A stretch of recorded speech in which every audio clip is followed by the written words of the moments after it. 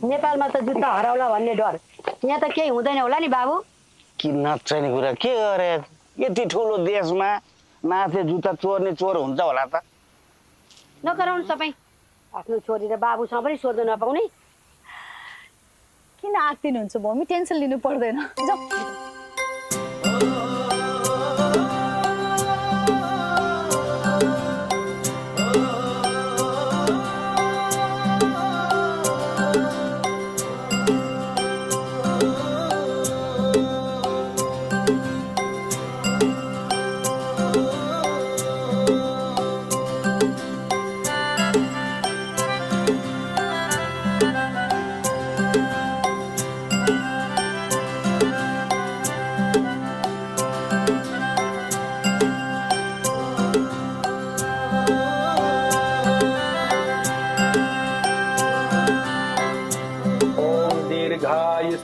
खदे खनिता जस्मै चत्वा खनाम्यहम् ओ स्वस्ति न इन्द्रो वृदप्रवाः स्वस्ति नः पूषा विश्ववेदाः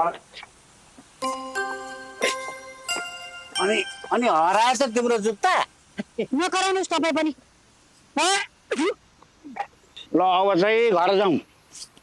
बाटोको हरेक एक्जिटमा खानेकुरो पाइँदो रहेछ ड्याडी भोक लाग्यो के हजुरलाई भोक लाग्यो नि अब तेरो मम्मीले बिहान मन्दिर जाने भनेर केही खान दिएको होइन अब मन्दिर आउँदा नि कस्तो खाएर आउनु त